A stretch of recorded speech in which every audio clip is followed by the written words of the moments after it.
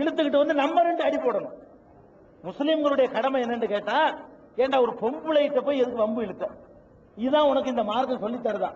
இந்த மாதிரி காரியத்தை செய்யுமாறு உனக்கு எந்த மார்க்கத்தில் எந்த குர்ஆன்ல இருக்குது? எந்த நபி இப்படி உனக்கு இனவெறியோட செயல்பட சொன்னார் அப்படின்னு கேட்கணும்.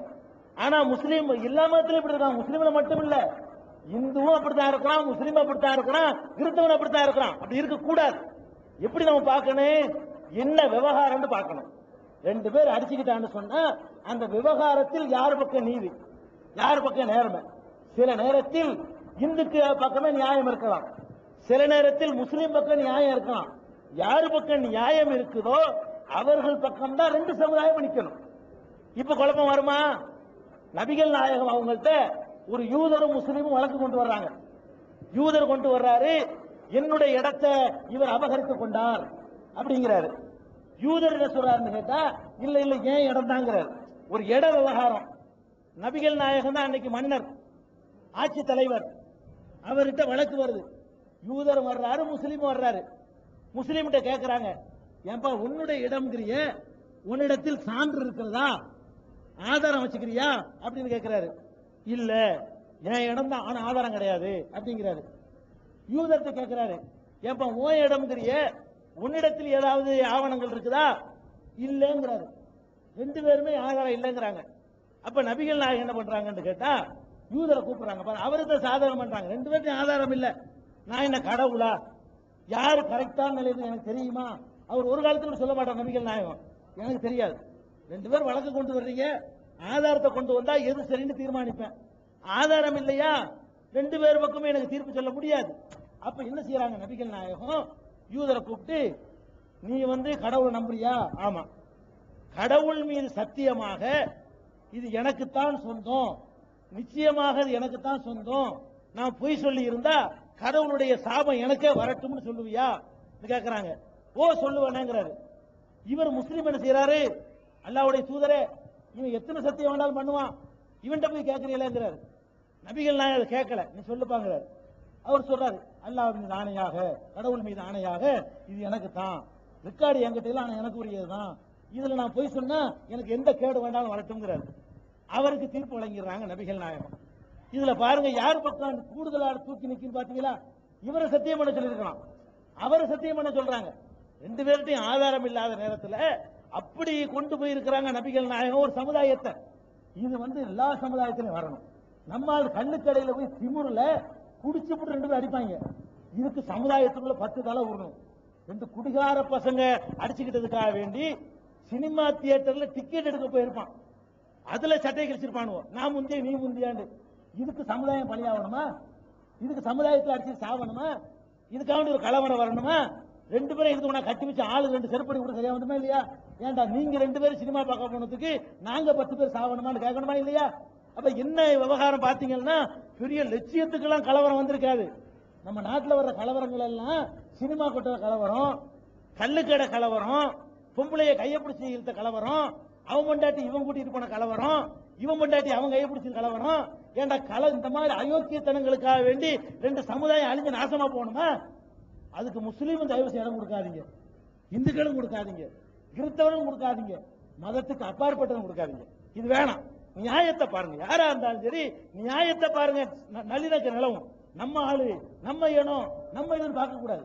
நியாயம் இது, அநியாயம் இது. இதுதான் குர்ஆனுடைய தெளிவான கட்டளை. குறிப்பா முஸ்லீம்கள் அப்படின்னு எக்காரணத்தையும் பார்க்க கூடாது. ஏன்னா குர்ஆனுடைய தெளிவான கட்டளை, இன்னல்லாஹ யஅமுரு பில் அத்லி வல் இஹ்சான், இறைவன் உங்களுக்கு கட்டளை இடுவது நீதி செலுத்துவதை தான். நீதி மட்டும்தான் பார்க்கணும். யாரு பக்கம் நீதி, யாரு பக்கம் அநீதி. நீதி இந்து பக்கம் இருந்தால் நீதி, வாஜ்பாய் பக்கம் இருந்தால் வாஜ்பாய் பக்கம் பேசணும், அவன் முஸ்லீம். அநியாயம் என் பக்கம் இருந்தா எனக்கு எதிராக பேசணும், அவன் முஸ்லீம். இப்படிப்பட்ட முஸ்லீம்களாக முஸ்லீம்கள் வாழணும், மற்றவர்களும் வாழணும் என்ற அறிவுரை தான் சொல்ல முடியும். அவ்வளவுதான், மார்க்கத்தில் அதான் இருக்கு.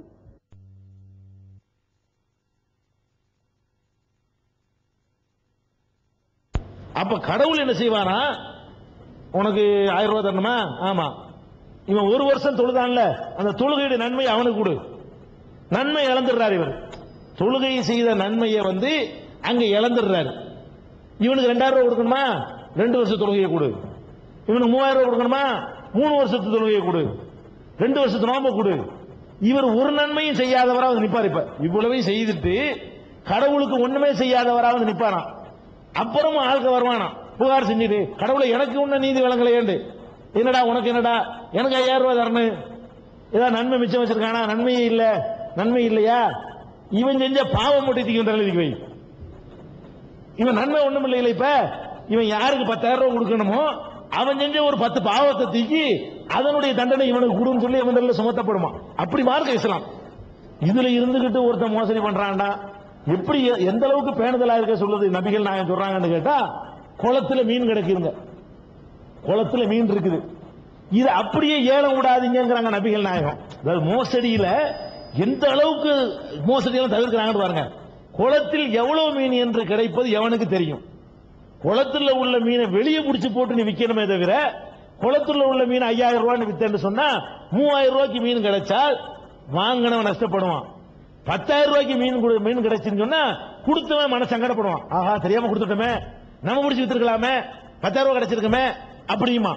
வியாபாரம் அப்படி இருக்க கூடாது. கைக்கு மையா கண்ணுக்கு முன்னாடி தெரியணும். தெரியாத விற்காத, மாட்டை தண்ணிக்குள்ள போட்டு விலை பேசாத, அப்படி சொல்லக்கூடிய மார்க்கம் இஸ்லாமிய மார்க்கம்.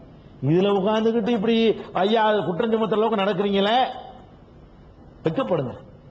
முஸ்லீம்னா நேர்மையாளன்ற பேரை எடுங்க, முஸ்லீம்னா ஒழுக்கமானவன் எடுங்க. இது முக்கியமானது. அது அவங்களுக்கு அறிவுரை. ஐயா சொன்னதுக்கு அறிவுரை சொல்லியாச்சு, அதுக்கு பதில் சொல்ல இயலாது. இது சரின்னா நாங்க சொல்ல முடியும், இவன் செய்யறத அறிவுரை தான் சொல்ல முடியும். கௌதம் அவர்கள் கூட அந்த கேள்வியை கேட்டிருக்கிறாங்க. மற்ற மதங்களை சார்ந்தவர்களை எப்படி நினைக்கிறது, எப்படி மதிக்க சொல்லுகிறதுன்னு எழுதி கேட்டுட்டு எனக்கு அவசர வேலை இருக்கு, இதுக்கு பதில் சொல்லுங்கன்ட்டாங்க. பிற மதத்தவர்களை பொறுத்த வரைக்கும் எப்படி இஸ்லாம் மதிக்க சொல்லுதுங்கிறத தெரிஞ்சுக்கிறங்க. நபிகள் நாயகம் அவர்கள் அவங்க கைப்பட கட்டிய ஒரு பள்ளிவாசல்ல உட்கார்ந்து இருக்கிறாங்க. பள்ளிவாசல் இந்த மாதிரியான பள்ளிவாசல் இல்ல. அந்த காலத்துல பள்ளிவாசல்னா கீற்று வேயப்பட்டு மண் தரதான் பள்ளிவாசல். அதுல இருக்கிறாங்க. அவங்களை சுத்தி அவங்களுடைய தோழர்களும் அமர்ந்திருக்கிறாங்க.